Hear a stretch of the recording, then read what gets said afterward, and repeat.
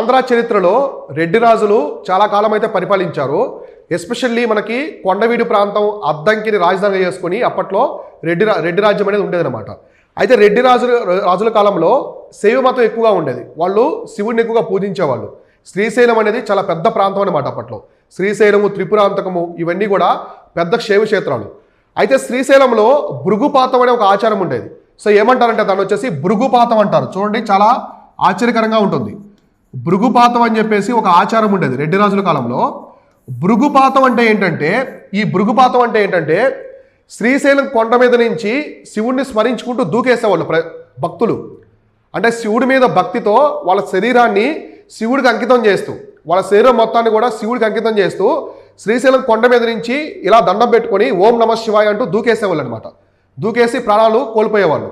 అంటే వాళ్ళ ప్రాణాలని, వాళ్ళ యొక్క దేహాన్ని శివుడికి శివైక్యం చేస్తున్నారు, మేము శివుడిలో కలిసిపోతున్నాం అని చెప్పేసి భక్తితో అలా తూకేసేవాళ్ళు. ఇటువంటి ఆచారం అనేది అప్పట్లో ఉండేది. సో దీన్ని కొంతమంది చరిత్రకారులు మూఢాచారంగా కూడా చెప్పారు. సో భక్తి అనేది చాలా పిచ్చిగా మారి అలా చేసేవాళ్ళు అని చెప్పేవాళ్ళు. కానీ అప్పట్లో భక్తి అలానే ఉండేదన్నమాట. సో ఈ విధంగానే భృగుపాతం అనేది ఉండేదన్నమాట. దీన్ని ఏమంటారంటే భృగుపాతం అని పిలిచేవాళ్ళు. ఇది ఎవరి కాలంలో ఉన్నదంటే రెడ్డి రాజుల కాలంలో ఉండేది. అయితే మన ఆంధ్ర ప్రాంతాన్ని రెడ్డి రాజులు పరిపాలించేటప్పుడు చాలా మూఢాచారాలు ఉన్నాయి. సో ఏ రాజ్యంలో లేనటువంటి మూఢాచారాలు రెడ్డి రాజుల కాలంలో ఉండేదన్నమాట. వీళ్ళు శైవులు. సో ఎక్కువగా శివుడిని పూజించేవాళ్ళు రెడ్డి రాజులు మొత్తం కూడా.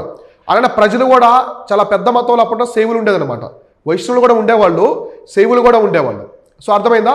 కాబట్టి భృగుపాతం అంటే ఇది, అంటే శివుడిని స్మరించుకుంటూ శ్రీశైలం కొండ మీద నుంచి దూకేసేవాళ్ళు అనమాట. ఇలాంటి కాన్సెప్ట్స్ అన్నీ కూడా మనం మన ఏపీ హిస్టరీలో కవర్ చేయడం జరిగింది. మన ఆంధ్రప్రదేశ్ చరిత్రకు సంబంధించి పోటీ పరీక్షల కోసం ఒక మాడ్యూల్ తీసుకొచ్చాము. ఆ మాడ్యూల్లో ప్రతి ఒక్క అంశం కూడా నీట్గా చెప్పడం జరిగింది. అలానే ఏబిపిఎస్సికి సంబంధించిన గ్రూప్ 2, గ్రూప్ 1 టెస్ట్ సిరీస్లు ఉన్నాయి. పర్సనల్ గైడెన్స్ ప్రోగ్రామ్ కూడా మనం లాంచ్ చేస్తాం. పర్సనల్ మెంటర్షిప్ కూడా ప్రొవైడ్ చేస్తున్నాము. ఎవరైనా జాయిన్ అవ్వాలనుకుంటే స్క్రీన్ మీద కనిపిస్తున్న నెంబర్ యొక్క వాట్సాప్ టీమ్ని కాంటాక్ట్ అవ్వండి.